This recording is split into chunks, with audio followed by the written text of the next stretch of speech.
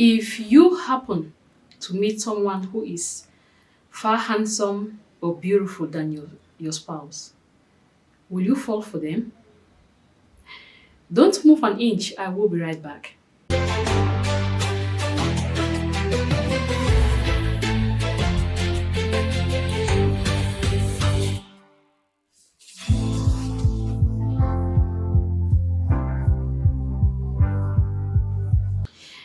Hello, ladies and gentlemen. You're welcome to Scum Media House. And today, we're looking at something very sensitive. If you meet someone who is really handsome, because you cannot deny that.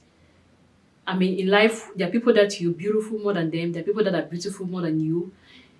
You will meet people. So if you happen to meet someone, will you fall or will you stay faithful?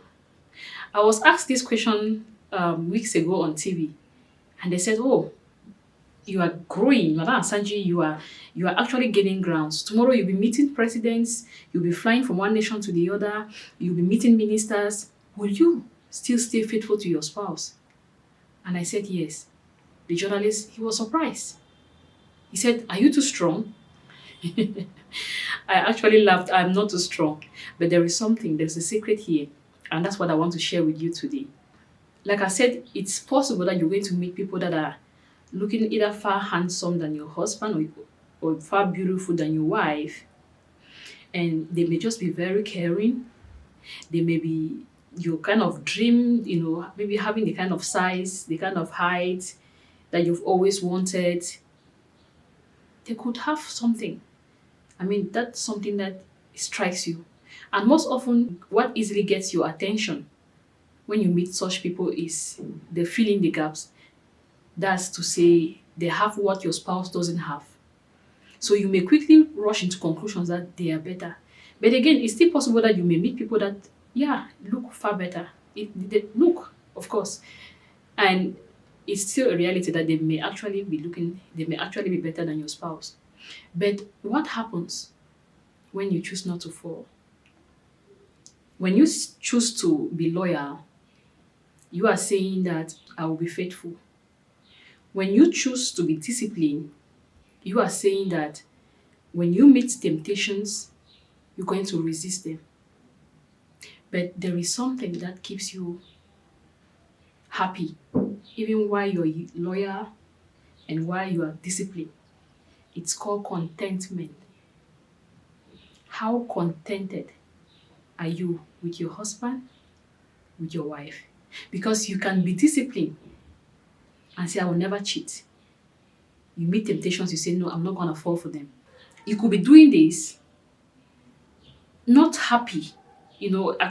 For example, you can stay faithful to someone, but when you are not happy, being contented is not saying that your spouse have everything you're looking for in your life spouse.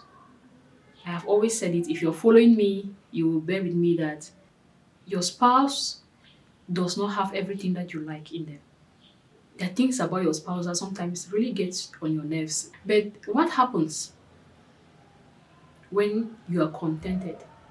So you are saying that he is not perfect, she is not perfect, but this is the person I have chosen. I mean, I have chosen this person in the midst of the millions of people, billions of people that I will be meeting, or I have met and I will still be meeting. So I am contented. Now, when you're contented, it means you are happy with your spouse, irrespective of maybe their weaknesses. And you stay faithful, you stay loyal, not because they have everything, but because you are okay with who they are. So being contented is about being appreciative. If I were to ask you, what is it that you appreciate in your spouse? What is that one thing that if I were to wake you up from sleep and say, please tell me that one thing that makes your spouse stands out, what will you say? If you can't say it immediately, then you need to calm down and get to look at your spouse again and learn to be appreciative. There is something about them that you have not clearly seen and you're not appreciating. By the time you start appreciating your spouse, you realize that you are happy with them, irrespective of the fact that they are not perfect, and they shouldn't be perfect because they are humans. Just likewise, you are not perfect because you're a human being. So being contented is the secret to staying faithful. It's not just about being disciplined. It's not just about being loyal. You need to add the third, which is the most powerful tool, contentment. And no matter what or who you meet tomorrow, I am married to this person and I am okay with that. And guess what? This helps you overcome temptations.